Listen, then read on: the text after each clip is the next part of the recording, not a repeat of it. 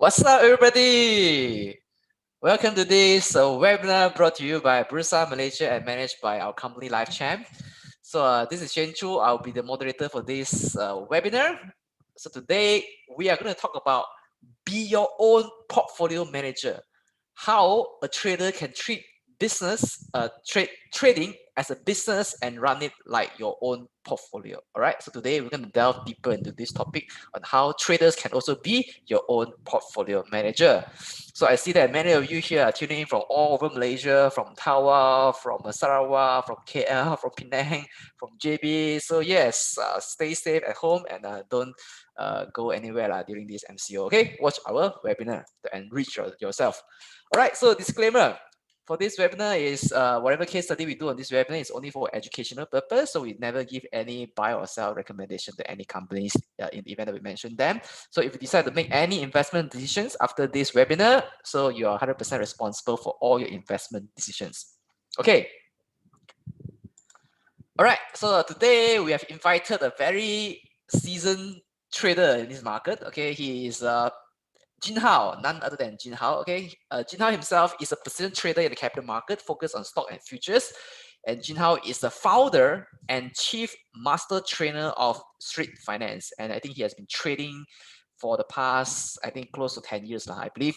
So his signature program, which is Street Trader Intensive Program, which allows individuals to trade without monitoring and speculating in the market. Now, he's often featured in media like City Plus FM, Borneo Post, and Sinchu.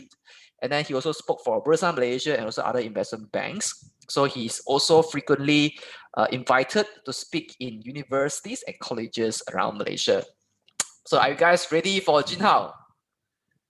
Yeah, as of now, I think our Zoom is already full house. So for those of you who are tuning in from YouTube, yeah, this is Shen Chu, and welcome to our YouTube simultaneous broadcast from Zoom. Okay, so with that, let me hand over the session to Jin Hao. All right, thank you, Shane, for the introduction. All right, can you hear me very quickly because I mute myself just now? Yes, can hear you. Yeah.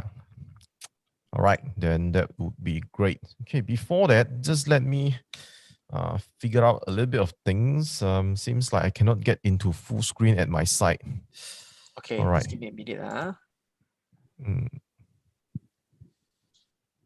Can you try? I think it should be okay, right? Okay. Let me share my screen first. Yes. Okay. Okay, this is on presenter presenter view. Okay. Yes, perfect. All right.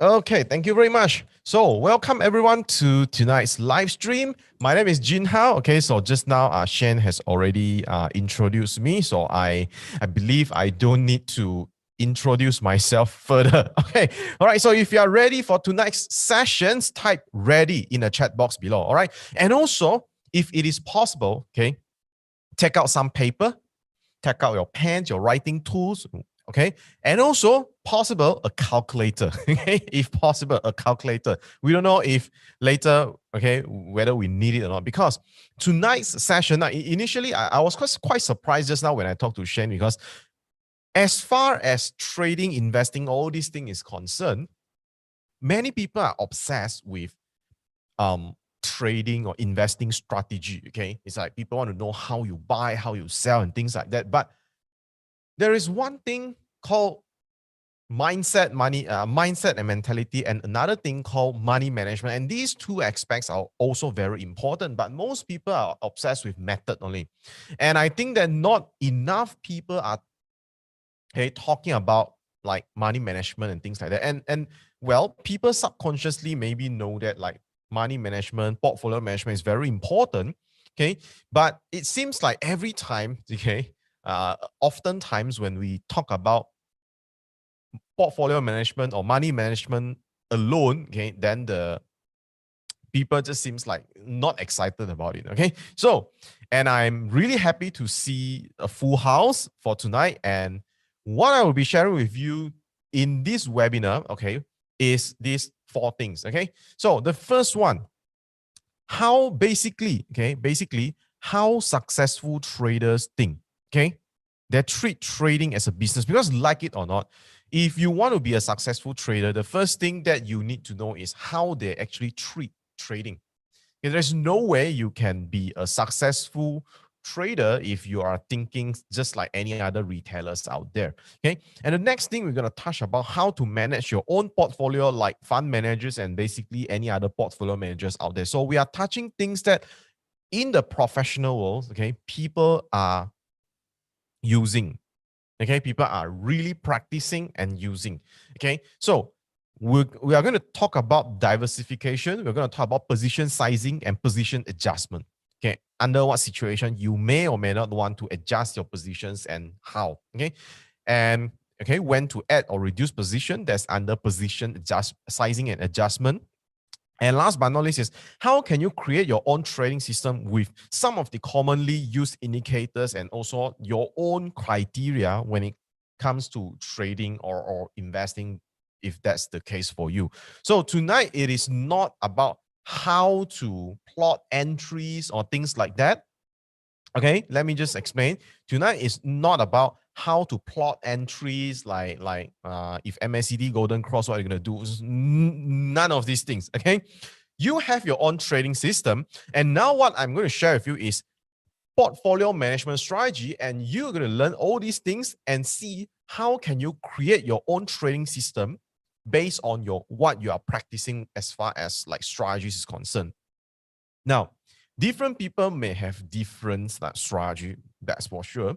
Okay, so and when I talk about trading system, okay, it is not just like okay, which MA cross, which MA you're gonna buy, or MACD golden cross you're gonna buy or sell, things like that. It also answers your trading system should also address how much to buy and how much to sell if that's the case. Okay, so okay, let me just ask you guys, how many of you are in your trading journey? Okay, you always have a question. That question is how much to buy. If you always have this question, I'll type me, meaning that you see a stock, okay, you know how to plot an entry, you know how to plot an exit, you have your stop loss or whatever thing. But when it comes to like how much to buy, you always have a question mark. Okay.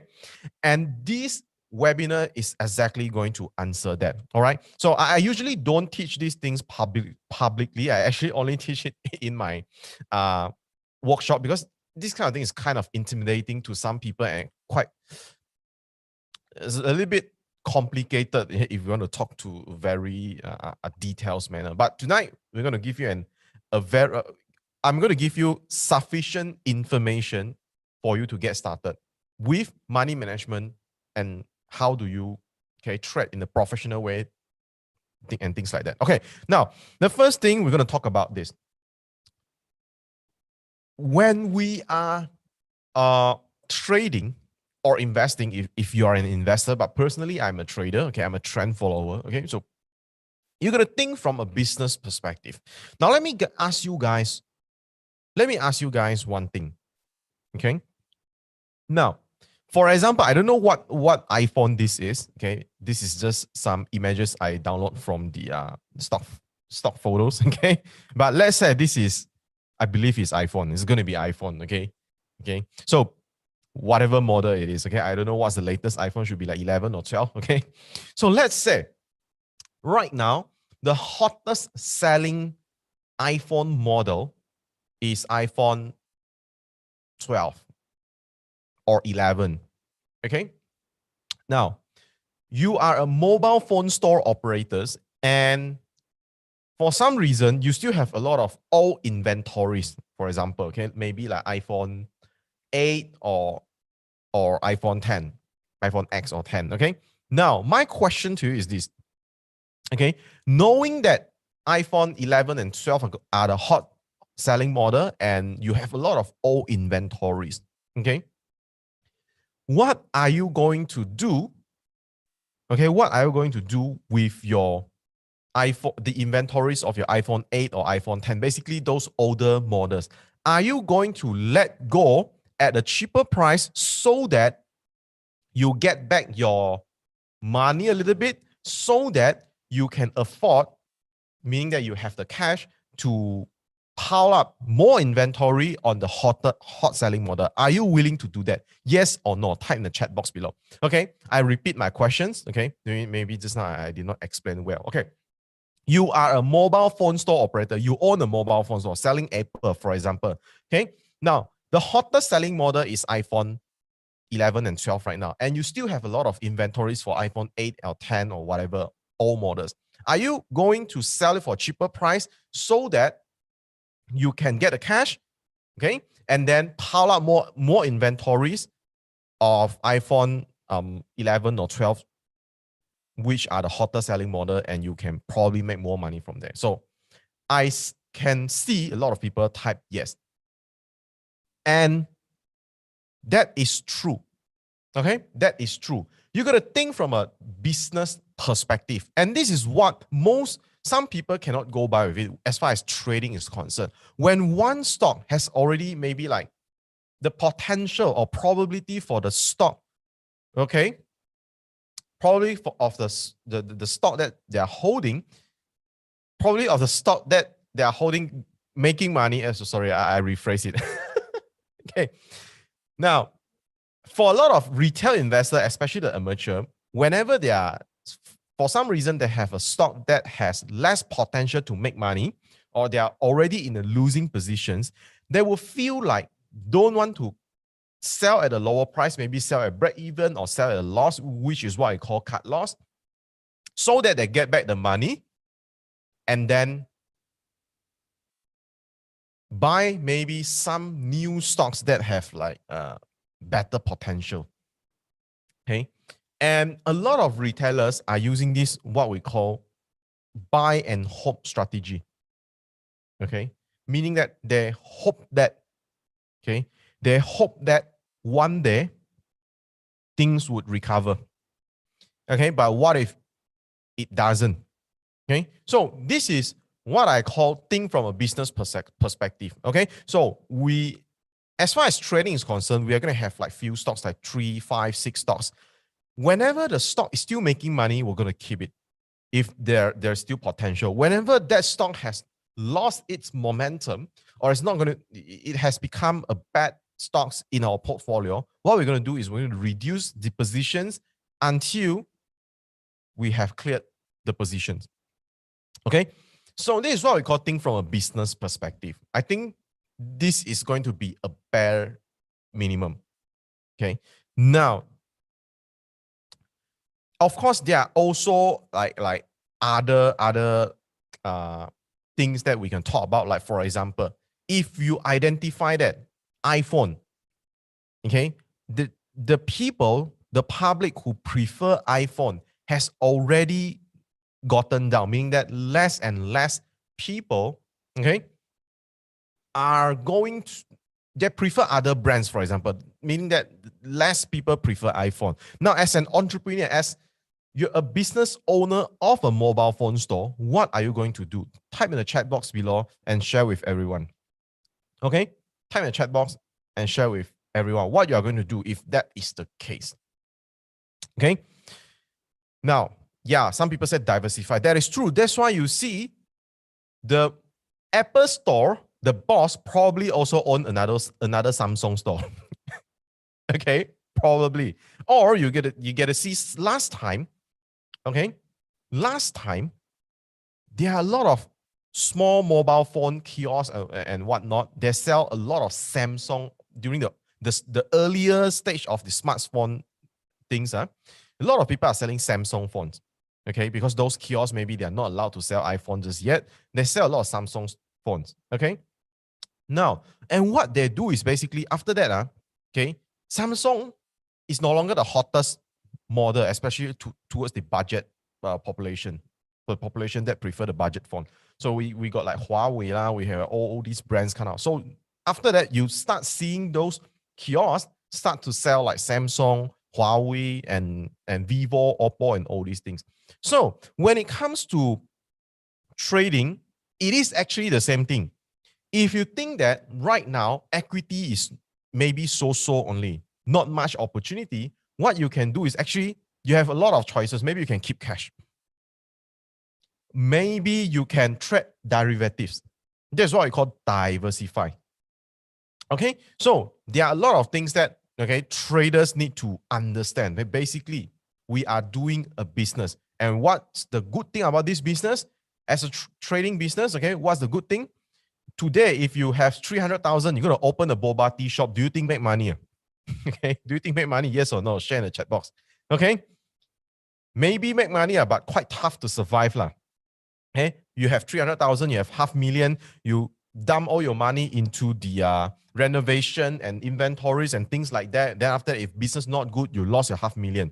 But when it comes to trading and investment, if you can manage your portfolio professionally with a limited risk that you predetermine, maybe after 1 year you lost 20%. That would be, I would say, the most disastrous, 20 to 30%. So maybe your 500,000 becomes like 350,000 or 400,000. It is not as disastrous as normal business. And that is why I like trading, because trading is a business that does not require a premise, an outlet. You don't have to pay rent. You don't have to pay for your internet, and you don't need to have employee, you don't have to wear very smart to trade, but you do have to work, but the way we treat business is a business, that is very manageable, if you know how to, and the cost is very low. And the cost is very low, compared to traditional business. All right. So we talk about business. Then let me ask you guys one thing. Which one is better, scalable or non-scalable business? If you think scalable business is good, type 1. If you think non-scalable business is good, you type 0. Okay, so everybody agrees that type 1. And this is why I want to do this topic for tonight, because I have spoken for Busa and under Shen for quite a number of sessions already, and I realized that this topic, I think, worth to talk about, because everyone talk about strategies, but portfolio management is also very important. Let me share with you one thing: scalable and non-scalable business. What is scalable business? Scalable business is this. For example, you open a Mr. DIY store. You are Mr. DIY owner. Today, if you're the boss of Mr. DIY, if you see some place and it's worth to open a branch, what you can do is basically you can pick a few locations and you already have your standard operating procedure, which is SOP, not to be confused with the MCO SOP, but business have their own SOP. It is like you walk into McDonald's, how long they're going to fry the fries and fry the patty or whatever thing, it is all standardized. So that's why they can scale their business.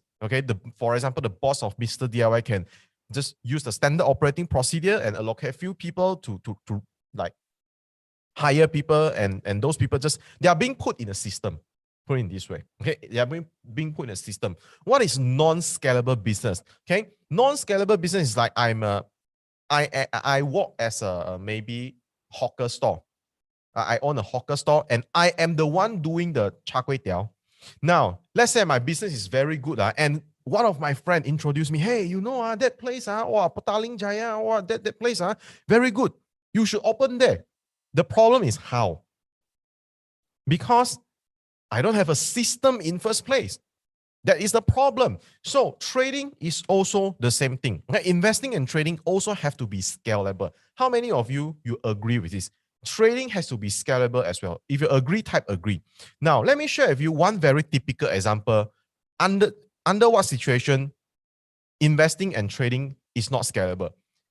I'm not sure if you are familiar with some type of route that people takes whereby they want to trade Forex. I'm not saying that Forex is good or not good, but I'm just sharing with you. Now, let's say they can trade a demo account, for example, or they can trade with $200, for example. Now, when they trade with $200, what they do, they basically take one position worth $200 and then they max out their leverage, and max out the leverage. And then if they are lucky, they make money. Let's say if they are really in the bull run and they take the right direction, they make money. But here comes the problem. The $200 become $400, $1,000, and you might have saving. Now, let's say you can put $10,000 into the portfolio. My question to you is, now you see one entry opportunity. How much are you going to enter? If you understand what I'm trying to tell you, the message behind, okay, type 3 in the chat box. Okay, you see, here comes the problem. When you don't put money management in first place, your portfolio cannot scale. Okay, your portfolio cannot scale because you're only play by luck only. Okay, you play by luck. Okay, if you got 1,000, you put 1,000, the stock go up, make money, you make money. Okay, but if suddenly there's one pullback, a flash crash, then you see those people, they are done. And also, there are also people who sort of like, you see their trade for many years, okay, on and off, they make money, okay, but it seems like nothing can compound. Okay, this is also a problem. So that's why I said investing or trading has to be scalable. Today, let's say you start with only 20,000 portfolio, and after a few years, you think like, hey, every year I can make 10%, 20%. I want to, for example, I want to withdraw my fixed deposit worth 100,000. I want to put in a portfolio. You got to make sure you can manage it, or else it's not worth to put your additional capital into the portfolio if you don't know how to manage it. So successful scalable businesses rely on system, which consists of a series of standard operating procedures called SOP. Now, professional portfolio managers or fund managers also have the similar system that guides them, okay, to grow their portfolio. Okay, so how to manage your own portfolio like a fund manager. So guys, what I'm going to share with you tonight basically is techniques that fund managers or portfolio managers out there, they are using. Okay, you thought all the fund managers, they manage millions and billions of dollar or ringgit. Do you think they trade like what the most retailer do? Wow, this stock limit down. Hey, this company good, or buy more, buy more, buy more. You think they behave like this? No lah. Okay, they have a way to control your portfolio, the way of managing. So before we get into the calculation part, the first thing I want to talk about diversification. Now, here are some general tips that I can give you on diversification. So the first thing is how you diversify. The first one is diversify with stocks. Yeah, you're not, if you have 100,000, please don't put 100,000 into one stock. That is perhaps the worst thing that one can do. Okay, unless you are the insider. Okay, you know something brewing. Okay, but we are not. Okay, so never all into one stock. That is gambling. Even if you have the confidence, okay, that the stock is one of the best, if not the best in the market, diversify across different stocks is still a good practice. Okay. Now, there is also a problem. Okay. If you diversify with stocks like, let's say, your whole portfolio, okay, your whole portfolio is Armada, K&M, Heng Yuan, Petron M. There's also one problem with this portfolio. What is the problem? Okay. They are all in a same industry. So if today you wake up, okay, tomorrow morning you wake up, for example, then you see the headlines, oil crash, whatever thing, wow, Iran war, whatever thing again, probably you have a bad day. Okay, probably you're going to have a bad day. Okay, so second is we want to diversify across sectors. Okay, we're going to diversify across sectors. So we're going to diversify into different sectors to lower your portfolio risk. This is what I advised a lot of people last year as well. Not to say advice, I tell them what I do. Basically, last year, it becomes too obvious that glove is what people are talking about. Okay, you go to the pasar and buy veggie, you also realize that the lady who's selling veggie is watching Supermax, for example. Okay, when things become too obvious, yes, sometimes based on trend, it still can go up. Okay, it still can go up. But the problem is, it is still good to diversify in case overnight something happened. Okay, because whenever something is like brewing out, it's like everybody's talking about it. It seems like during that kind of situation, the chances for the sector to have a flash crash is quite big.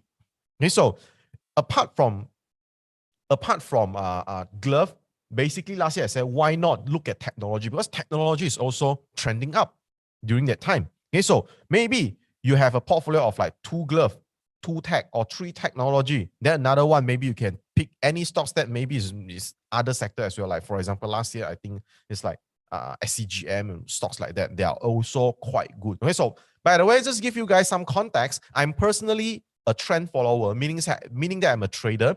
I trade whatever that is trending, that is in an uptrend. Okay, so you may have your strategy, but again, diversify across different sector.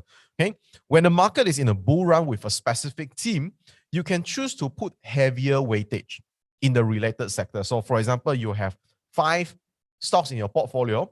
Okay, that is what you could afford. Then maybe when let's say technology is the theme, you can put like maybe 3 to 4 stocks that are in the tech and another one maybe in somewhere different sector. You can have a heavier weightage if you have the confidence that that sector is in play. Okay. Now, when the market is very volatile and uncertain, diversifying into different stocks across different sectors is always a good idea. For example, right now, the market for Malaysia, I don't see any team. It is not like last year. People know glove and tech, plastic packaging. Right now, it seems like nothing. Suddenly, this stock can go up. Suddenly, that stock can go up. Okay, but they are of different nature. Okay, so during this kind of situation, of course, like Malaysia right now, honestly speaking, for me personally, I trade a lot less. In fact, I only hold a few stocks. Okay, and now only goreng stocks are, but I'm sorry, I'm not a speculator. Okay, but just give you an idea. These are how professional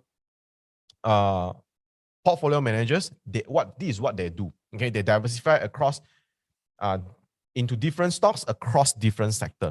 Okay, now the next thing is do not over diversify as well. Okay, do not over diversify as well. So the more you diversify, the benefit of risk reduction become less and less functional, or less and less apparent, or less and less effective, to the extent that your total return gets throttled. Okay, what I mean is this: if you buy 20 stocks, okay, you buy 20 stocks, 5 stocks are doing well. Okay, the other 10 stocks are so only, sideways, not doing anything. The other 5 stocks go down. Now, this portfolio is probably not going anywhere. You might as well just buy unit trust. Okay, so don't over diversify as well. This is like what, okay, if you, it's like what some other legendary investors say. Okay, over diversification sometimes is a hedge against ignorance. Okay, so diversify with a little bit of purpose. Okay, with a little bit of purpose. All right. So this is especially true when it comes to trading. Okay, I have seen a lot of traders that can trade like 10 stocks sekaligus. Okay, it's not a good thing in a way that first you overly diversify sometimes, and second is you spend too much on brokerage fee, and third time is, so far I don't see any human can monitor 10 stocks with equal attention. Okay, I have seen my friends buy 7 or 8 stocks and the market crash, has a correction, and then he totally forgets that he still have a few more stocks. Okay, it's like he bought before, but he forget. Okay, so there's also another thing, like, okay, small thing. Okay, so unless you're a professional one, you really sit there and monitor your portfolio position and things like that, or else for an individual trader, try not to buy too much stocks. All right. So If I so may far, add, if you have, if I may add, diversify across different management. that is also a good one. Yeah. All right. Okay. Hey, by the way, the webinar ends at what time? 9:30, right? 10 o'clock. Okay. So, so far, how many of you learned something? Type yes in the chat box. Okay. So the next part, we are going to talk about position sizing. And this is how, when we bring everything into calculation. Okay. We bring everything into calculation. Okay. So, and this is going to answer your question, how much to buy. Okay, how much to buy. Now, position sizing refers to the size of a position within a portfolio or the amount that a trader is going to trade given the risk per trade and portfolio size. In layman terms, it means how much to buy. Okay, position sizing is an important risk management technique used by portfolio managers and professional traders, okay, as it controls the risk exposure for the portfolio. Now, the formula is this. Okay, the formula is this. Okay, your portfolio size, which is your net liquidation or the capital you have, times risk per trade. Divide by your entry minus stop loss. Okay, you might want to write this down. Okay, you might want to write this down. Okay, so what is a portfolio size? Portfolio size is money. Okay, sorry, too big. Okay, money that you have. Money that you have, or your portfolio value. Okay, or your portfolio value. Risk per trade. Usually, for a decent size of portfolio, I recommend start with 1%. Now, let me explain what is risk per trade. Okay, what is risk per trade? Risk per trade is this. Your individual stock will have your individual stock risk, and the entry minus stop loss is your individual stock risk. Now, this risk per trade is this. If this stock, you buy into this stock and it hits stop loss, okay, everybody type stop loss. Type stop loss, okay? If you buy into a stock and it hits stop loss, okay, how many percent your portfolio will drop? Okay, how many percent your portfolio will drop? The reason why I said with 1% is this. Hey, let's say if you have 100,000, okay, every time you got one losing trade, you lose 1,000. Hey, do you think this kind of risk is manageable? Do you think it's manageable? If yes, type M. Okay, if yes, type M. I think it's very manageable, meaning that you can be wrong 100 times in a row. Your account won't burn. Okay, your account won't burn. I recommend start with 1%. Okay, unless your portfolio is too small and the 1% is not worth from a brokerage fee standpoint. Okay, now, so you basically remember this first. Okay, so basically is your portfolio size, the money you have, times your risk per trade of 1%, divide by your entry minus stop loss. This is the formula. Okay, this is the formula. All right, so let's move on. Example, Mr. A, okay, Mr. A has a portfolio value at 100,000 based on net liquidation. Now, what is net liquidation? Net liquidation means if you liquidate all the stocks right now, okay, meaning that your current value of the stocks plus whatever trust balance you have, that's net liquidation. Okay, so portfolio value at 100,000 based on net liquidation, and the risk per trade is 1%. Okay, so that's the first thing. Next, okay, this guy, okay, want to take a position on stock AAA. The predetermined entry and stop loss is this. Okay, the predetermined stop loss is this. Okay, some people type in the comment, what if I use bid not percent? I think you misunderstood something. Some experts suggest not more than 8%. That is for your individual trade, not your portfolio. Okay, it's your individual trade, not your portfolio. So individual trade is individual trade. Okay, so now let me ask you one thing. From a trade, from the trade itself, how many percent is the stop loss? How many percent? This one. Can somebody type? How many percent stop loss? This one. This trade. How many percent stop loss? Hey, hello. 10%. Okay.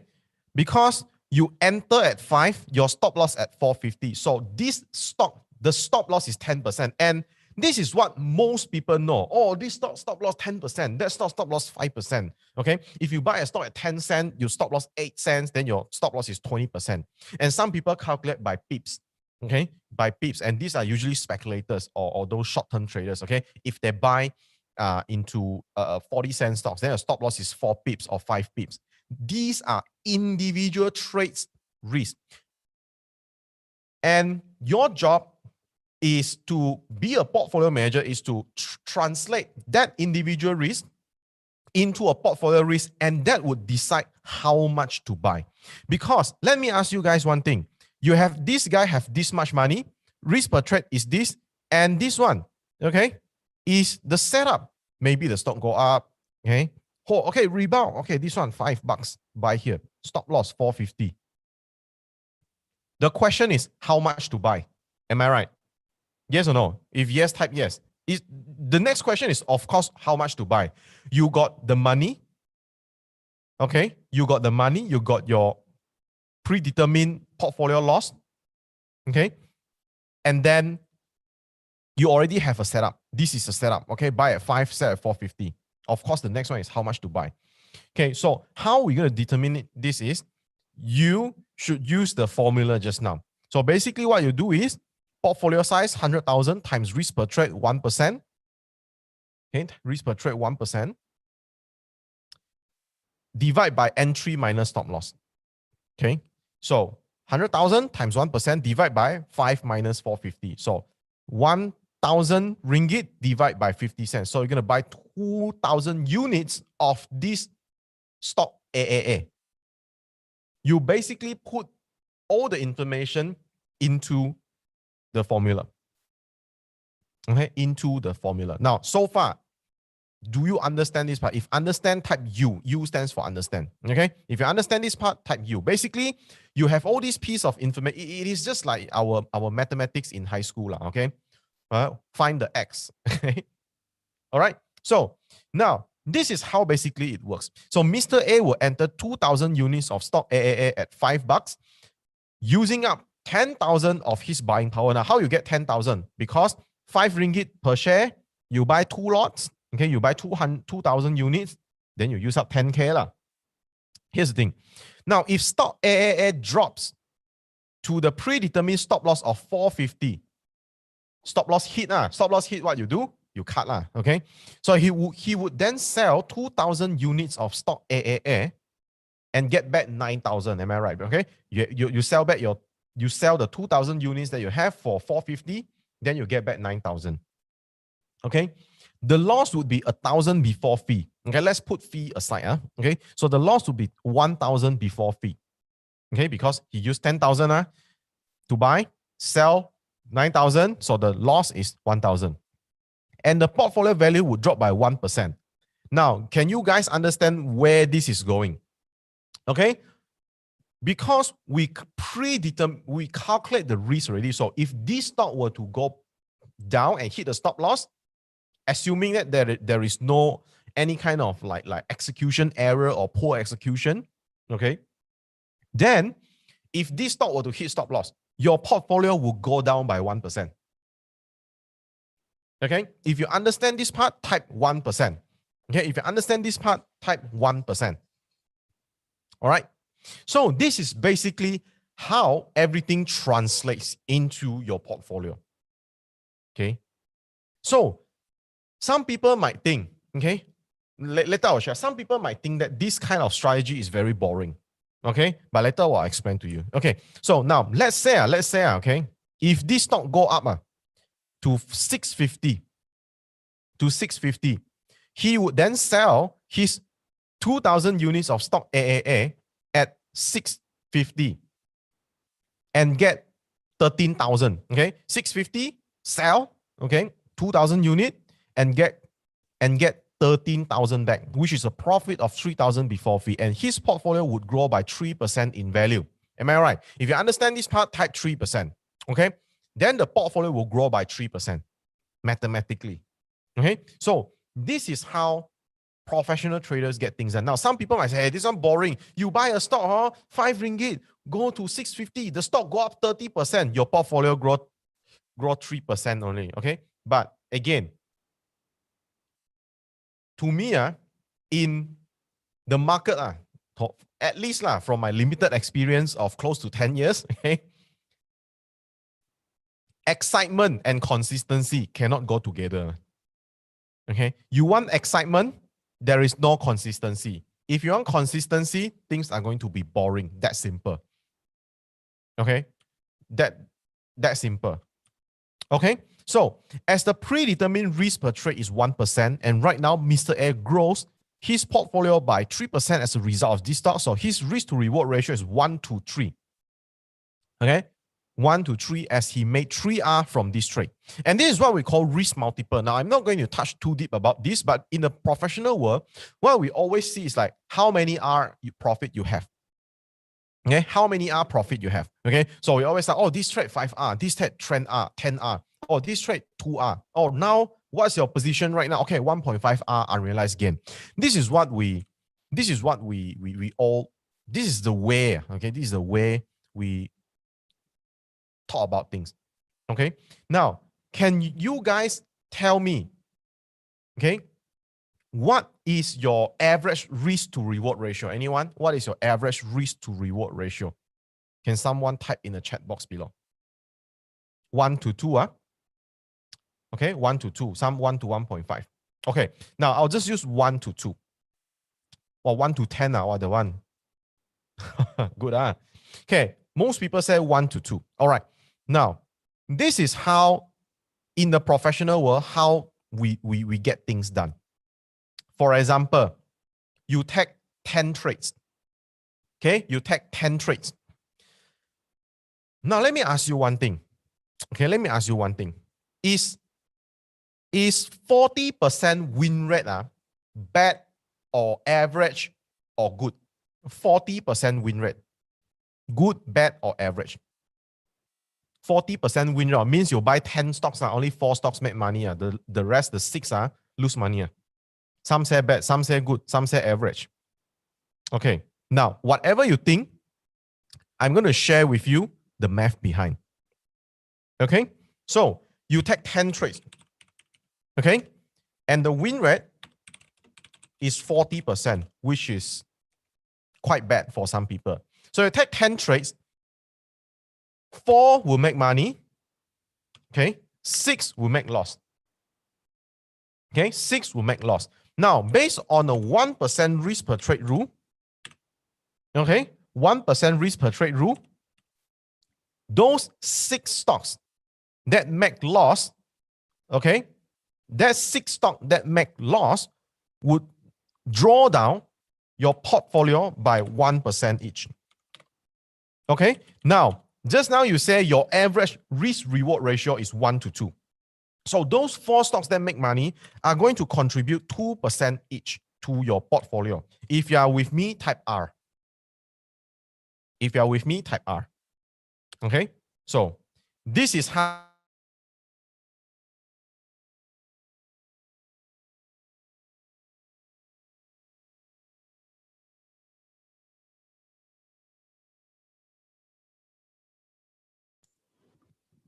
Jinhao, are you there?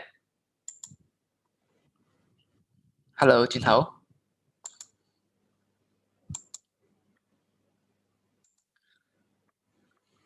Yeah, I think our speaker today is having some internet connectivity issue. So just give us a bit of time while I think he strives to get back online with us.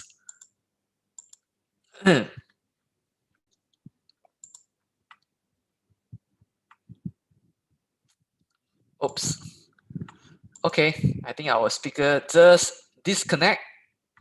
So just give him a bit of time while I try to text him and see what is going on.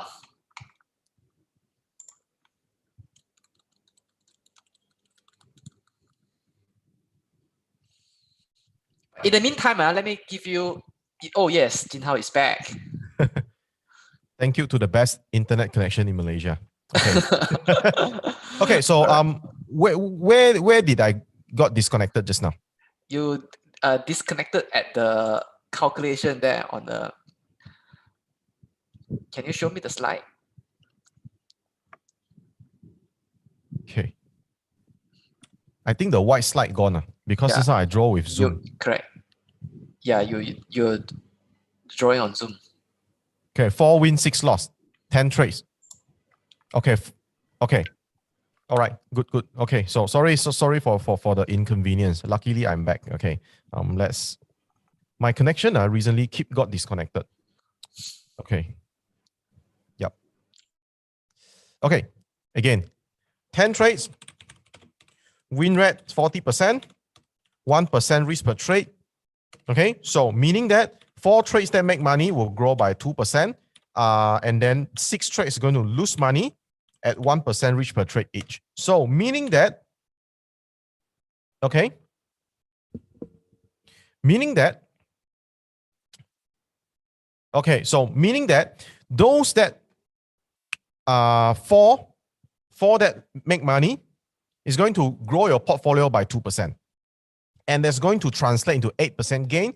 And those that lose money is going to 6% for every 10 trades that you make. So every 10 trades you make is 2%. Now, actually, if you can be consistent with this win rate and risk reward ratio, you are a profitable trader. Do you agree? If you agree, type agree. Okay, if you agree, type agree, because at least you are profitable. Now, of course, you might say, okay, not good. Okay, I want to improve my result. Now, sure. Now, can you guys see when you tabulate this thing out, there are a few ways that you can improve. First, you improve your win rate. Am I right? Okay. First, you improve your win rate. Or second, you improve your risk reward ratio. Okay. Then depends on your strategy. You see which one is easier for you to improve. For example, your win rate 40%, maybe you could improve by taking only the quality trades. Or when the market is not so good, you don't trade. That would significantly increase the chances of you picking up like subpar setup. Okay, so if you understand this part, okay, type 3. All right. So basically, this is what we used to do. Okay, in the world of professional trading, and you at a glance you know how can you improve and where's the problem. Okay, so for me, I'm a trend follower. My risk reward ratio is high, but win rate is usually not so high. Okay, so like for example, sometimes like last year, okay, some of the tricks I can get like 20 to 40 R. Okay, so those are of course different thing. Okay, but from here you can sort of like get an idea. Okay, how you can improve your overall trading. Okay, once your position sizing and money management is spot on, okay, you know that you won't lose money unless hit stop loss already, you don't want to sell. Then this one I cannot help.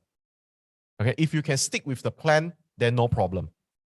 Okay, so this is basically how we manage a portfolio. So things are scalable. Why do I say it's scalable? Because right now, if you are having a 100,000 portfolio, you can manage it with a 1% risk per trade. Now, for example, after 1 year, 2 years, you can grow your portfolio by 20%, 30%, for example. Okay. And you get more comfortable to increase your portfolio size. So maybe you withdraw a FD for 50,000, 100,000, 200,000, then you put into your portfolio. Then you can manage it. Am I right? Okay. Because everything right now is predetermined and pre-calculated. Okay. So this is why knowing how all this thing works at first place is very important. Now, some people might think, hey, I only got 2,000 to trade, 3,000 to trade, 10,000 to trade. Why bother all these things? Okay. What I need is capital gain. Now, it's true. But here's the thing. The thing I want to ask some people is like, some people say, yeah, I only got 3,000. I can only buy one stock. I can only buy 2 stocks. Okay. It's not related to me. Okay. But things like this. Do you believe that one day you will succeed? Yes or no? If yes, type yes. If no, type no. Do you believe that one day you will succeed? Yes. If you think that one day, yeah, definitely right. Okay. No one enter the market to lose money. So if you believe that one day you will succeed, it is a matter of time. You would need to face a portfolio of 5 figures, 6 figures, 7 figures, and even 8 figures. And by the way, I learned all these skills from those people who manage 7 to 8 figures. Okay? That is the thing. All right. So Next thing we're going to talk about is a little bit more advanced. So just now you learned about position sizing, how to size in your position. Now we're going to talk about under what situation you may want to add or reduce position. Okay. So adding position. Now this is more relevant if you are trading with the trend, I believe. Okay. So one mistake that many retailers intuitively, sometimes by intention, okay, is averaging down when the stock go against them. Now, given that capital is finite and limited, especially for retailers, averaging down is never a good idea. Okay? Adding position on a losing stock means more of your already limited capital will be stuck in a losing stock. And this is why I never recommend averaging down. Okay? So probability-wise, stocks that are going down will carry higher probability to go down. Okay? This one is actually the core belief of trend. Okay, the core belief of trend. Okay, so adding positions and pyramiding. Do you guys know what is pyramiding? Okay, if you don't know, type no, N-O. Okay, so adding positions and pyramiding when a stock is going up is a general practice. Okay, you don't know what is pyramiding. Pyramiding is this. Let's say you buy a stock with your whatever position sizing. Okay, when the stock starting to make money, you use your unrealized gain portion, okay, to average up. Yes. Okay. That is what we call pyramiding. Okay. It's like adding positions, but in a way that you use unrealized gain to buy only. Okay. So meaning that if it goes back to your whatever levels, then the worst case scenario is you break even, you won't lose money. Okay. So pay close attention to your new average cost. Okay. And your trailing stop. Okay, make sure that your trailing stop is hit. You will end up with loss. Okay, so when to reduce position? Okay, when to reduce position? Okay, the objective of reducing position is always to minimize risk. Okay, when there's like high volatility or very uncertain. Okay, very uncertain. So we're going to reduce position when the stock gap down too much. Okay, the stock gap down too much. So actually, I don't know whether you agree or not. Maybe some of you may not agree. Okay. You can look into the past. You can look into the past. Every time when a stock gap down too much, meaning that previously, if it all the time it only gap down by a gap up or down, the previous gap is only at 0.5% or 1%, and then suddenly the stock gap down 5%. Actually, for whatever situation it is, usually during that kind of situation, when that stock gap down, okay, when that stock gap down, you close your eye and and cut loss, usually things will be better. I'm not sure if you can resonate with this. Usually, okay, if the stock suddenly gap down too much, okay, individual stock, not the market. Okay, so reduce position also when the market or the sector, okay, suffer from unusual volatility. Suffer from unusual volatility. Suddenly go up 10, 20%, then the next week drop 20% as well. This is also another situation whereby you want to be a little bit careful. So third is you're emotionally not comfortable with the movement of the stock. You can also reduce position. Okay, so this one is a little bit on psychology management. Okay, psychology management. Okay, so you can also reduce position when the stock has been going sideways or non-performing for a period of time. Again, back to the business perspective. If this is not a profitable thing, holding for too long is not a good idea. Okay, it's not going to be a good idea. Okay, so these are the general rules, because once you get into that position already based on the position sizing just now, sometimes you might want to add positions and sometimes you might want to reduce the position before your stop loss is even hit. Okay, so these are some of the situations whereby you can still further control, okay, just to make your risk reward a little bit better, things of that nature. Now, how long is too long? This is a good question. Okay, it depends on what type of investor or trader you are. If you're a speculator, a day trader, probably holding a stock for 5 hours for you is very long. But if you are a swing traders or you are trend followers, probably 2 weeks is long. To me, 2 months is okay. It's not eyeball figure. It is a period of time whereby based on your strategy, it is not worth to keep holding. You need to decide this yourself. Okay, you need to decide this yourself. Okay, so basically when it is not worth to keep holding. All right. Okay, so I'm just share with you lah. To me, personally, okay, to me, personally, it's about 3 to 4 weeks. Just to give you a context, when I hold a stock, I can hold like usually more than 1 month. And if the trend is very good, I can hold 6 months, 9 months, or even 1 year, even though I am a trader. Okay, even though I'm a trader, basically a trend follower. Okay, if you want to learn more about trend following, you can follow my Facebook. Okay, so I go live stream every Sunday night. Okay, so basically I follow the trend. If the trend is still up, then I keep holding. If the trend is not good already, then I sell. Okay, so now the next thing I'm going to share with you is how can you create sort of like a little bit of your own SOP or your own trading system, okay, with a commonly used indicators or any kind of rule. Okay, so now this is just, it's not a definite rule or things like that.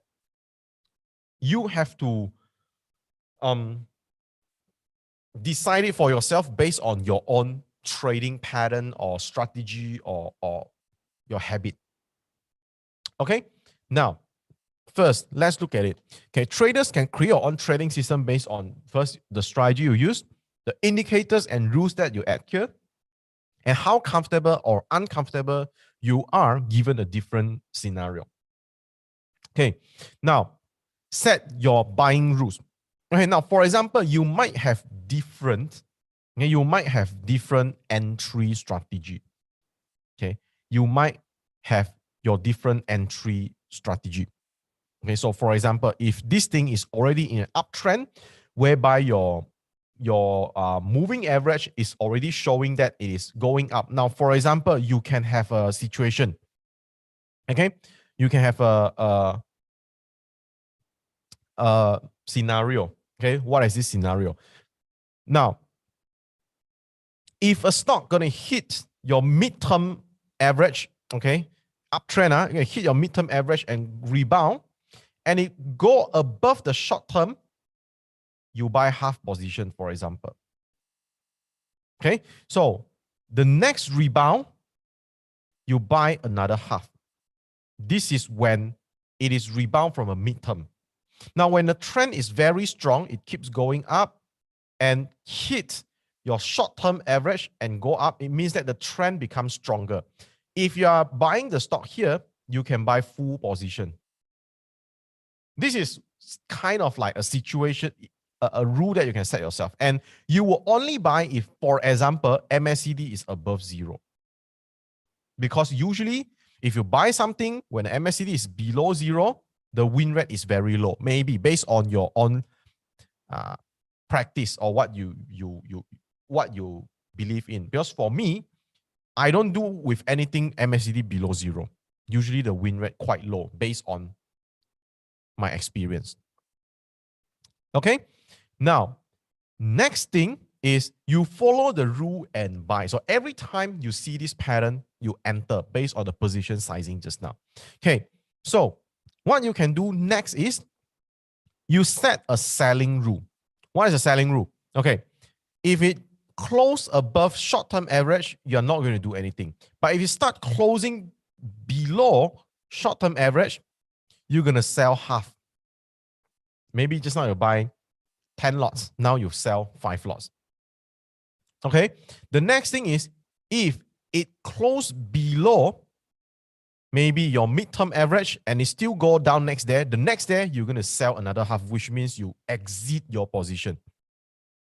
Okay. Now, if you everybody knows when price go above moving average is good. When price go below moving average is not good. Everybody knows, but how many people really develop their own sort of like trading system or at least a guideline for themselves?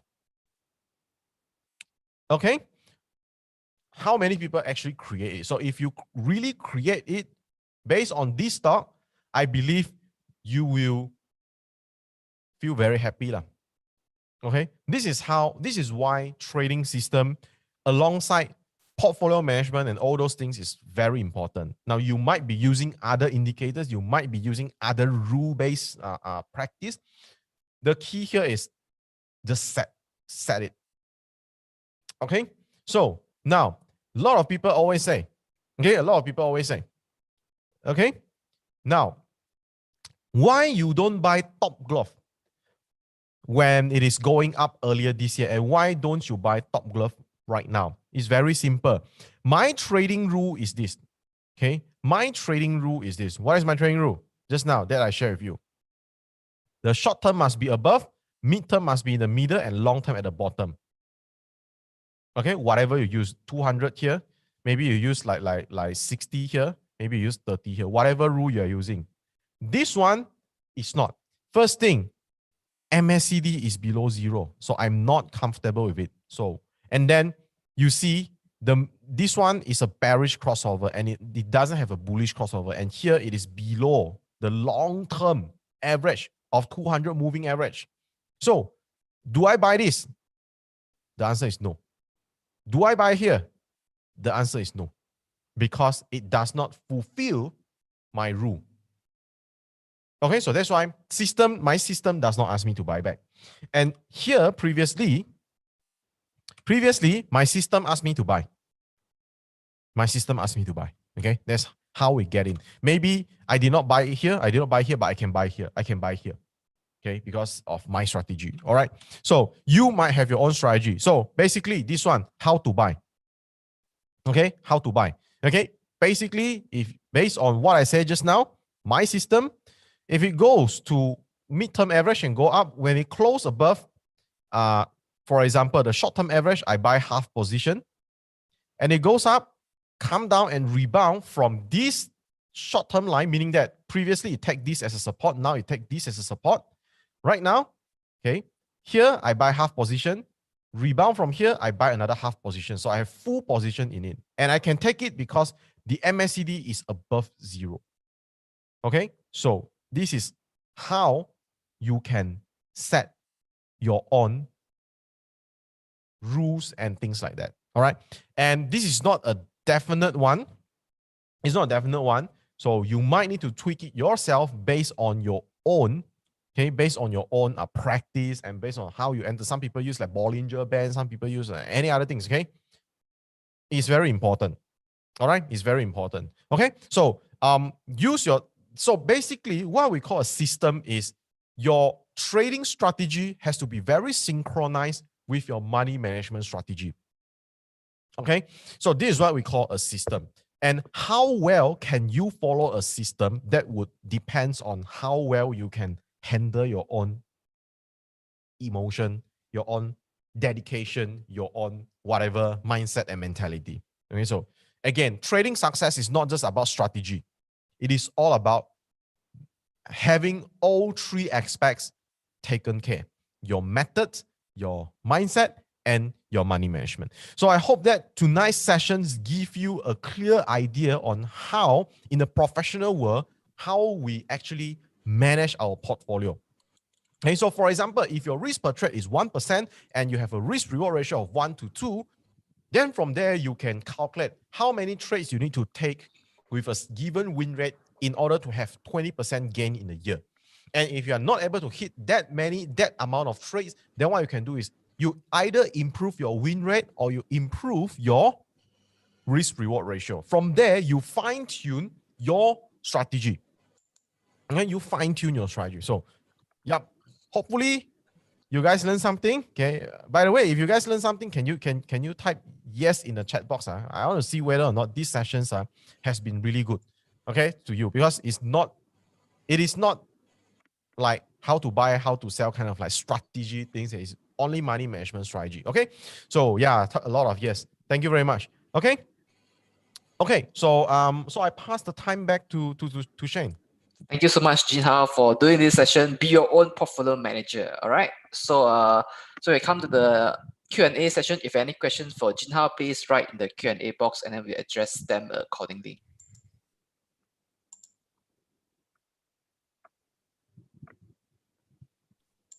Okay. Okay, let me see.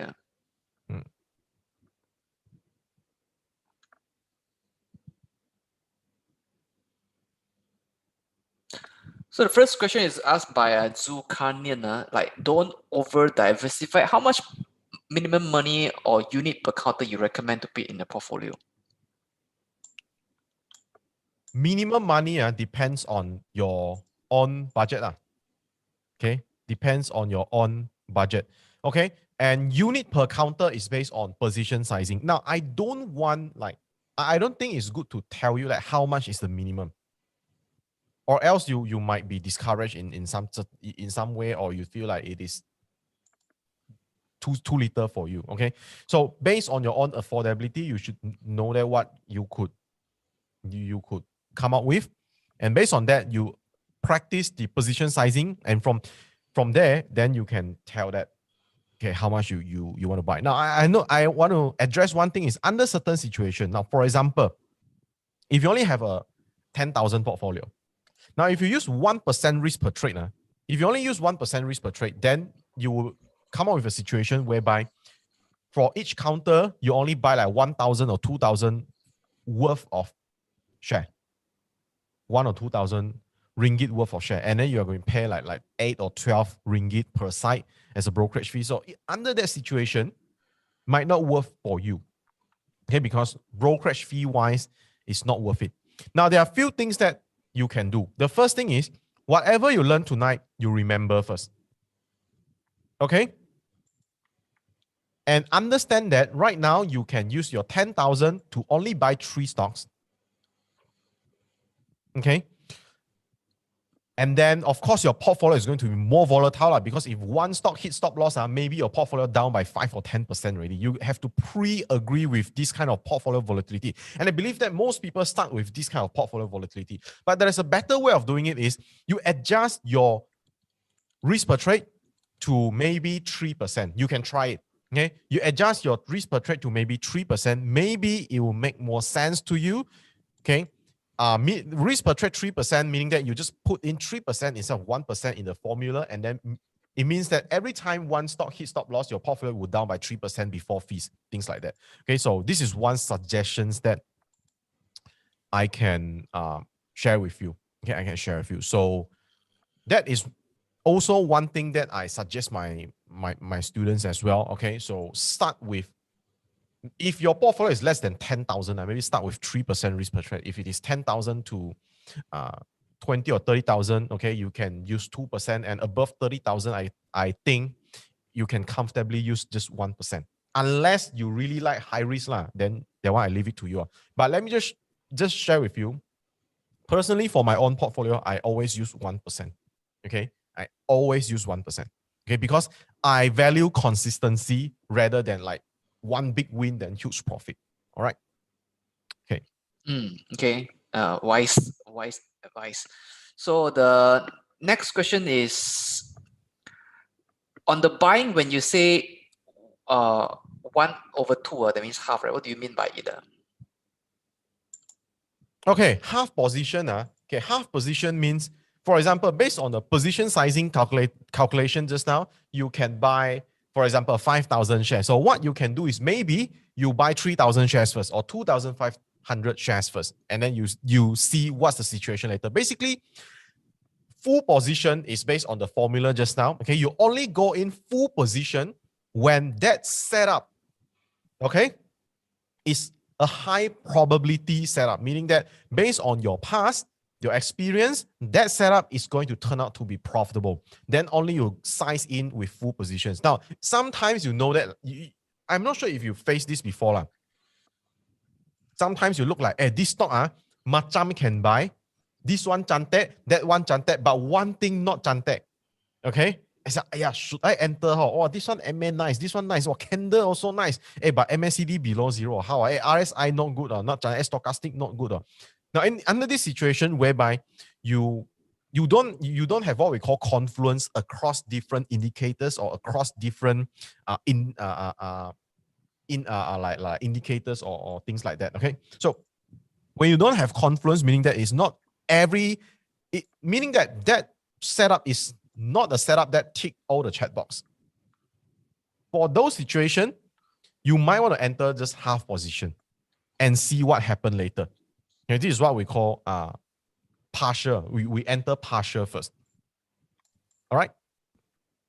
Okay. Now, for those of you who have questions to ask the speaker, please write in the Q&A box. Okay, don't write in the chat box, because chat box, right, could be overswamped by a lot of messages coming up. All right. Let's see. Now, for midterm trader, what time frame MACD to use? That's by Lily Low. MACD, I use the standard one, 12.26.9, and in the daily chart. Okay, I use the standard one. Now, don't be obsessed with indicators. Okay, don't be obsessed with indicators. Just indicators after all. What is indicators? Indicator is basically a mathematical result of historical data. Okay, now I know that some indicators are labeled as leading indicator, but some are lagging indicators, but they are just mathematical result of historical data. So there's no way form of prediction anyway. Okay, that is my belief lah. Okay, so I'm more towards a trend and a price action kind of trading. Okay, so to answer the question, midterm, okay, daily chart, standard parameters. Okay. The next question is by Adam. How do you determine your stop loss based on your position sizing formula? Can I change this part of formula instead of risk per trade? Adam, where's the question? Adam Han-on.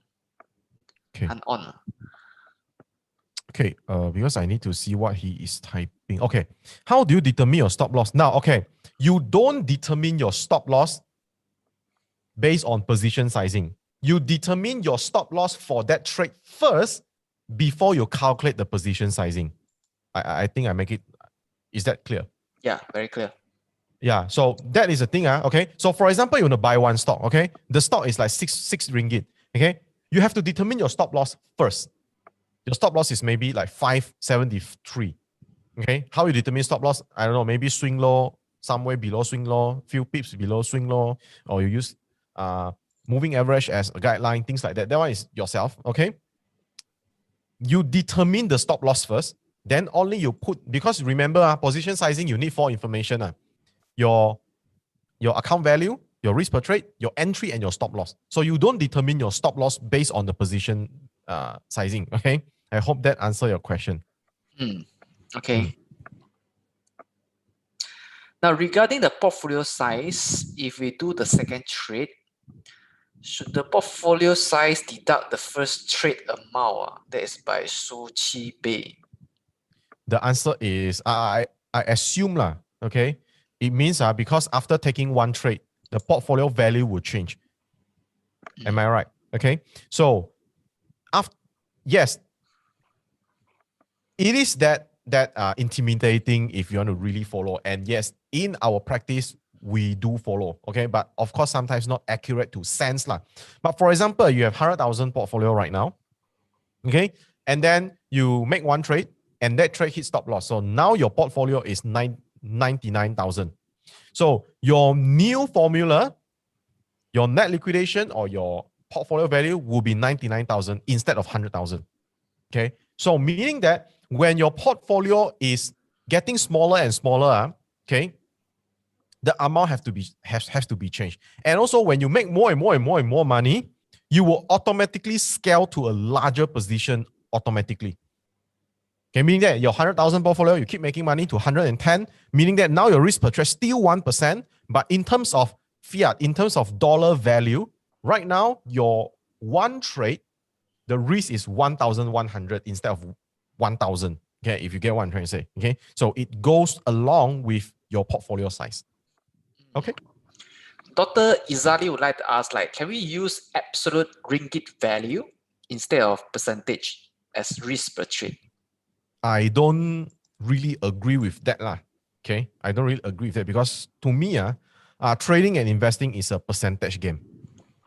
It's a percentage game. So I don't use an absolute ringgit value, but of course you can remember lah. Okay, like for example, based on 1% risk per trade, right now your dollar value is RM value is like 500. Then you for as long as your portfolio doesn't have a big spike in terms of value, then you can still use like 500. You can do that, okay, but I would say, okay, if I want to be nitpicky, okay, in a professional way of trading, that is usually not our practice. But I would just say, at least you use an absolute RM value. At least lah, you know lah when your stop loss hit how much you lose lah. I think it is still a good thing lah. Sometimes like got management better than no management. Okay, yeah. Okay. There are also a couple of questions on pyramid. So maybe we reference these questions by MK Lee. Can you give an example of pyramiding maybe on UWC, the previous trending stock? Okay, so I need to open my trading view. Okay. UWC. So pyramiding. Okay, so pyramiding, personally, I don't use this very often. You If need I want to to add share position, screen. I just add. Yeah. Wait. Okay. Share screen. Okay. So let's say, okay, you buy, okay, I buy UWC at basically 240, 242. Okay, let's say here we have like 242. Okay, let's say somewhere around here. Okay, let's say for easy math okay, for easy math I buy at 240 lah. Okay, 240. Where is it? Okay, 240. Okay. For example, okay, for example, can you guys see my calculator? Cannot, right? Cannot. Can only see the trading view. Okay. So for example, Oh, yeah, yes, can see your calculator now. Yeah. Okay. For example, you hold until maybe like 350. Okay. So from 240 to 350, let's say 350, you buy 10 lots. Okay. Big lot, 1,000, 10,000 shares. Okay. So for example, at 350, okay, 350 times 10 lots. Okay. That is the value, but your cost is just 24000. Okay, 24000. Okay, so meaning that you have 11,000 worth of unrealized gain. Okay, you have $11,000 worth of unrealized gain. So what you can do is you use this unrealized gain, you top up based on this value. Okay, 11,000 divide by, let's say, 350. At 350, you want to top up. So divide by 350. Okay, so you top up maybe 3 lots or 3.1 lots if you want to be very accurate. Okay, so this is what I call pyramiding. You use your you top up based on the unrealized gain portion. Okay, this is what I call pyramiding. Okay, is that clear? Hopefully that is clear lah. Okay, just an example. Okay. Okay, the question by Kim Singer is that a portfolio size only rebalance for every realized gain, loss, or should consider unrealized. Say I cut loss Consider one, unrealized. but few more I have unrealized profit. My portfolio size should be reduced or increased for the next buy. I usually, okay, to be very safe lah, you adjust for unrealized loss, but you don't adjust for unrealized gain. Meaning that if you have unrealized gain, you assume that you don't have the gain just yet. But if you have unrealized loss, you adjust your portfolio value based on that, your net liquidation based on that. You assume that you already lose the money. Okay? Yeah. How do you adjust your position level when breakout is up or down? Where's that question? By Nesru Hisham. Okay. How to adjust your position level when out, up or down. It depends. Okay. So when you add or reduce position, it must be together, okay, with your trading strategy. Like my trading strategy, because I'm a trend follower, whenever the stock go up, I'll keep holding and adding.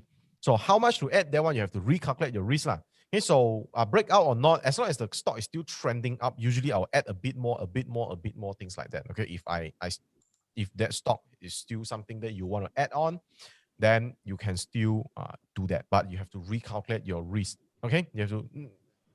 It's not hard to like recalculate risk. Basically, you just make sure your new stop loss. Okay, if your new stop loss is hit based on the amount you buy, okay, your new average cost, it wouldn't become a loss if after top up adding positions it go against you. Okay, so yeah, that is only the thing. Okay, so how to adjust position? Sometimes I don't adjust position because I go up. But if it goes up, then I keep holding or adding. Then if it goes down, hit my any kind of trailing stop, then I will start reducing position.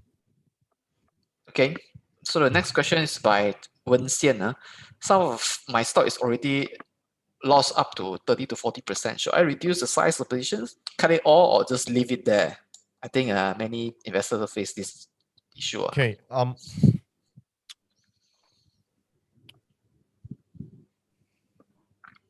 Sometimes it is this kind of question is very hard to answer. Very hard to answer. It is like if my friend come and tell me her boyfriend, okay, is into gambling and then don't want to give her pocket money, okay, start beating up, score yelling at her, then what you want to do? Okay, what you want to do? Do you want to allow things to have the chance to worsen? Of course, cutting is going to be very challenging. But one thing is, I think as a trader, we need to know that what is the right thing to do and make sure you don't make the same mistake again.